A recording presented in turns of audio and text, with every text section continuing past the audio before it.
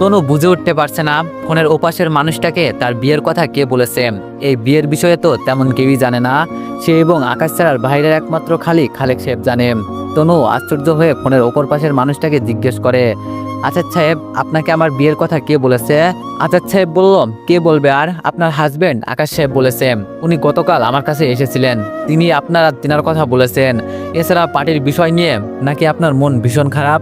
দেখুন, এটা নিয়ে মন খারাপ করার কিছুই নেই, তবে হ্যাঁ, সেই দিনের বিষয়টা নিয়ে আমরা অনেকেই কৌতূহলী হয়েছিলাম, তবে গতকাল আকাশ সাহেব আমার কৌতূহল দূর করে দিয়েছেন। আপনি ওই বিষয়টা নিয়ে একদম টেনশন করবেন না, আমরা সত্যিটা জেনে গেছি। আকাশ সাহেব আমাকে সত্যিটা জানিয়ে দিয়েছে। তনু বলল, কি সত্যি জেনেছেন আজাদ সাহেব? আর আকাশ আপনাকে কি বলেছে? আজাদ সাহেব বলল, আরে ওই আর কি, আপনাদের দুজনের মধ্যে নাকি সেই দিন একটু রাগারাগি হয়েছিল, তাই আকাশ সাহেব সেই দিন নাকি রেগে গিয়ে উল্টাপাল্টা বলেছিল। তনু বলল, আজাদ সাহেব বলল, আচ্ছা শুনুন, এবার আর মন খারাপ করে থাকবেন না। সেই দিনের বিষয়টা নিয়ে আপনার অসম্মান হয়েছে ভেবে আকাশ সাহেবেরও ভীষণ মন খারাপ। উনি গতকাল যখন আমার সাথে কথা বলছিল তখন ওনার চেহারা একদম মলিন হয়েছিল, তাই অনুরোধ করব মন খারাপ করে থাকবেন না। তনু বলল, আরে না, মন খারাপ করিনি। আজাদ সাহেব বলল, যাক তাহলে তো ভালোই, তবে আপনার উপর কিন্তু একটা অভিযোগ আছে তনু ম্যাডাম, সরি মিসেস হবেন, কারণ এখন তো আকাশ সাহেবের বউ আপনি, তাই মিসেস বলেই ডাকবো এখন থেকে। তনু বলল, আমি আবার কি করেছি আজাদ সাহেব? আজাদ সাহেব বলল, কি করেননি সেটা বলেন।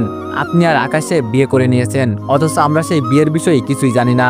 তনু বলল, আসলে আজাদ সাহেব, আমরা বিয়ের বিষয়টা গোপন রাখবো বলে ঠিক করেছিলাম, তাই কাউকে জানানো হয়নি। ভেবেছিলাম সঠিক সময় আসলে সবাইকে জানিয়ে আবারও জাঁকজমকভাবে বিয়ে করব, তাই আর কি। আজাদ সাহেব বলল, থাক হয়েছে, আপনারা যদিও বা চাননি কাউকে বিয়ের বিষয়ে জানাতে, কিন্তু তারপরও আমরা এখন সকলেই জেনে গিয়েছি। এবার ভালো একটা দিনক্ষণ ঠিক করে বিয়ের অনুষ্ঠান সেরে ফেলুন। বহুদিন হলো ভালো কোনো বিয়ে খাচ্ছি না, এবার আপনাদের বিয়ের উছিলায় একটা ভালো খাওয়া হবে। তনু বলল, অবশ্যই আজাদ সাহেব, খুব জলদি বিয়ের অনুষ্ঠান করব। আজাদ সাহেব বলল, দোয়া রইল আপনাদের জন্য। আর এবার তাহলে ফোনটা রাখছি, অফিসের বাইরে যেতে হবে আমাকে একটু। তনু বলল, আচ্ছা। আজাদ সাহেব ফোনটা কেটে দেয়। আজাদ সাহেবের সাথে কথা বলা শেষ করে তনু ফোন রেখে কেবিন থেকে বেরিয়ে জলদি পা চালিয়ে সোজা আকাশের কাছে চলে যায়। আকাশ তনুকে কেবিন থেকে বেরিয়ে চালু পায়ে হেঁটে তার কাছে আসতে দেখে ভয় পেয়ে যায়। চুপ করে তনুর দিকে তাকিয়ে আছে আকাশ। ওপর দিকে তনু আকাশের কাছে এসে আকাশকে প্রশ্ন করে, আপনি গতকাল কোন সময় আজাদ সাহেবের কাছে গিয়ে আজাদ সাহেবের সাথে দেখা করেছেন? আমি বললাম, অফিস ছুটি হওয়ার পর।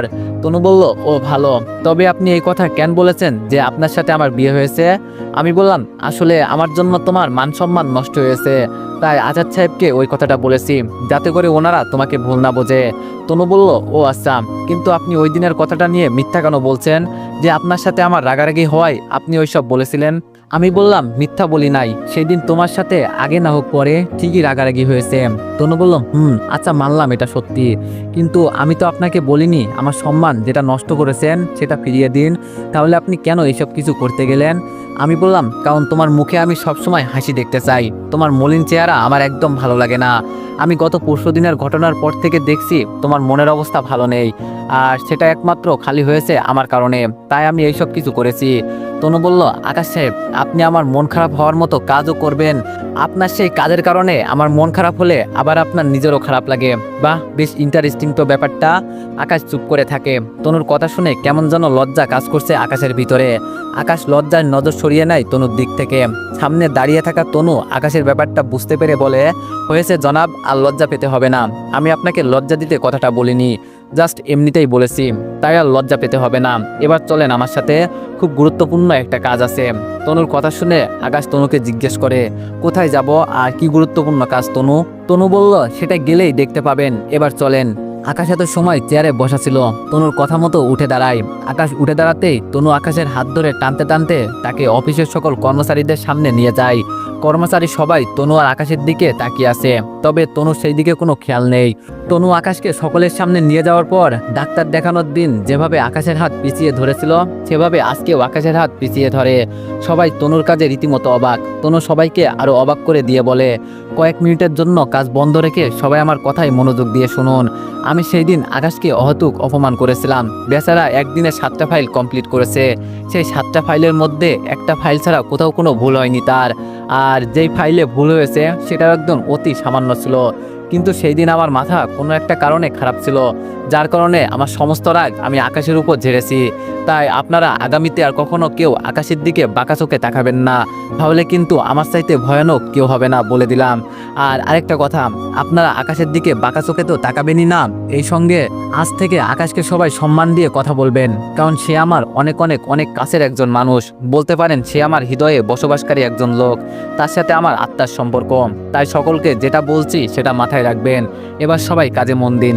তনু কর্মচারীদেরকে আকাশের বিষয়ে কিছু কথা বলে আকাশের হাত ধরে আকাশকে নিয়ে নিজের কেবিনের দিকে চলে যায়। আকাশ অনেকটা আশ্চর্য হয়, তবে সে কিছুই বলে না। এইদিকে কর্মচারীরা তনু চলে যাওয়ার পর একে অপরের সাথে কানাঘুষা শুরু করে দেয়। আকাশ তনুর কি হয়, কেন তনু আকাশকে এত প্রায়োরিটি দিল, কেন তনু জোর গলায় সবাইকে বলল আকাশকে সম্মান দিতে, আর কেনই বা তনু আকাশের হাত ওইভাবে ধরেছিল। এক একজন অন্যজনের সাথে এইসব বিষয় নিয়ে আলাপ আলোচনা করতে শুরু করে।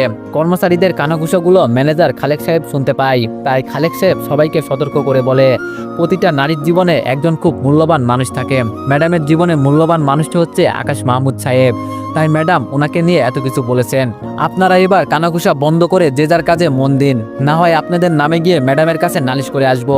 খালেক সাহেবের কথা শুনে সবাই কানাঘুষা বন্ধ করে কাজে মন দেয়। অপরদিকে তনু আকাশকে সঙ্গে করে নিয়ে নিজের কেবিনের ভিতরে এসে দরজা আটকে দেয়। তারপর আকাশকে তনু চেয়ারের সামনে নিয়ে গিয়ে বলে, আমার চেয়ারটাতে বসো। আকাশ পুরো থমথম খেয়ে যায় তনুর কথা শুনে, কারণ প্রথমত তনু তাকে ভিতরে নিয়ে এসে দরজা বন্ধ করে দিয়েছে, তার উপরে এখন আবার তনু তুমি করে বলছে। আকাশ তনুর মতিগতি কিছুই বুঝে উঠতে পারছে না, কি করতে চাইছে তনু। বোকার মতো চেহারা করে তনুর দিকে তাকিয়ে আছে আকাশ। পাশ থেকে তনু আকাশকে তার দিকে বোকার মতো তাকিয়ে থাকতে দেখে নিজেই আকাশকে চেয়ারে বসিয়ে দেয়। তারপর আকাশকে প্রশ্ন করে, কি হলো, অবাক হচ্ছ যে?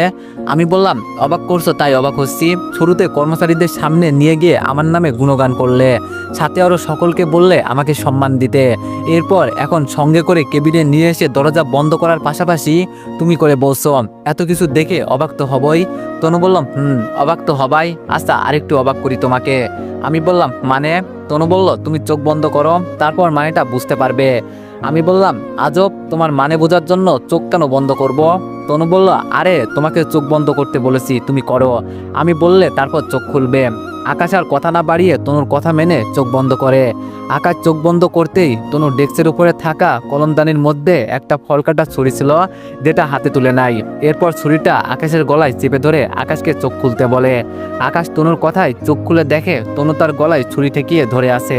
আকাশ চোখ বড় বড় করে আশ্চর্য হয়ে তনুর দিকে তাকিয়ে থাকে, আর তনু আকাশকে আশ্চর্য হয়ে তাকানো দেখে জোরে জোরে হাসতে আরম্ভ করে।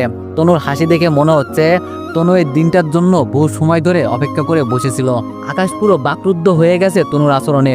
বুকের ভিতরে সমুদ্রের ঢেউয়ের মতো উতাল পাতাল করতে শুরু করেছে আকাশের। চোখ জোড়া বড় বড় হয়ে গেছে।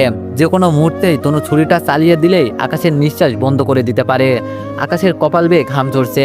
আকাশের পরিস্থিতি থেকে মুক্তি পাওয়ার তাড়নায় নড়াচড়া করতে থাকে। আকাশের নড়াচড়া করতে দেখে পাশ থেকে তনু আকাশকে বলে, নড়াচড়া করিস না, তাহলে আরো কিছু সময় বেশি বাঁচতে পারবি, না হয় নড়াচড়া করলে রাগের মাথায় তোর উপরে এখনই চালিয়ে দিব। আকাশ নড়াচড়া বন্ধ করে দেয় তনুর কথায়। এরপর করুণ সুরে তনুকে জিজ্ঞেস করে, তনু, আমার সাথে কেন তুমি এমনটা করছো?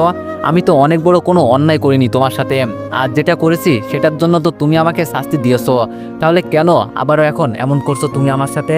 তনু বলল, কারণ তোকে না মারা অবধি আমার শান্তি হবে না। আর তুই আমার সাথে যে অন্যায়টা করেছিস সেটা তোর কাছে সামান্য মনে হতে পারে, কিন্তু আমার কাছে নয়।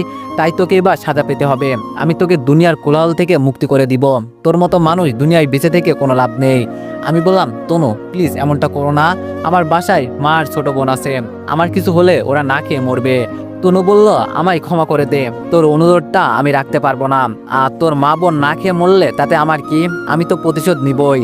আকাশের বুকের ভেতরটা ধুকপুক ধুকপুক করছে, ভয়ে হাত পা ঠান্ডা হয়ে গেছে, চোখের কোণে পানি এসে জমা হয়েছে। অবশ্য আকাশের ভয়টা নিজেকে নিয়ে নয়, ভয়টা হচ্ছে ছোট বোন আফিয়া আর তার মাকে নিয়ে। তার কিছু হলে তার মা বোনের দেখাশোনা করার মতো কেউ নেই। আকাশ চোখের কোণে পানি নিয়ে আবারও তনুকে অনুরোধ করে বলল, তনু, আমায় না মারলে কি হয় না? আমি এত জলদি মরতে চাই না। আমি অন্তত দুনিয়ার মায়া ত্যাগ করার আগে মা আর বিশেষ করে আফিয়ার জন্য কিছু করে যেতে চাই। প্লিজ আমায় এবারের মতো ক্ষমা করে দাও। আকাশ তনুর কাছে অনুরোধ করার সময় এবার আকাশের চোখের কোণে জমে থাকা পানিগুলো নিজের অবস্থান ত্যাগ করে আকাশের গাল বেয়ে পড়তে থাকে। ছাদে দাঁড়িয়ে থাকা তনু আকাশের চোখ বেয়ে পানি পড়তে দেখে হাতে থাকা ছুরিটা ফিক্কা দিয়ে দূরে ফেলে দেয়।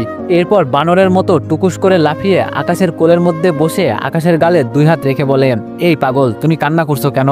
আমি তো তোমার সাথে এত সময় ধরে মজা করছিলাম, আর দেখো তুমি কাঁদতে শুরু করছো। আরে পাগল, আমি তোমায় মারতে যাব কেন বলো তো? তুমি কি আমার পাকে ধানে মই দিয়েছো নাকি? তাহলে কেন আমি তোমাকে মারতে যাব? আমি তো তোমার সাথে এতটা সময় মজা করছিলাম। আর কাউকে মেরে ফেলা কি এতই সহজ? অফিস ভর্তি মানুষ, আমার ভিতরে যদি ওই রকম কোনো কিছু থেকেই থাকতো তাহলে আমি তোমায় অন্য কোথাও নিয়ে যেতাম, এই অফিসের মাঝে এইসব করতাম না। আকাশ, আমি সত্যি মজা করেছি, আর তোমার উপরে গত 5 বছরের আগেকার বিষয় নিয়ে এখন আর আমার কোনো অভিযোগ নেই।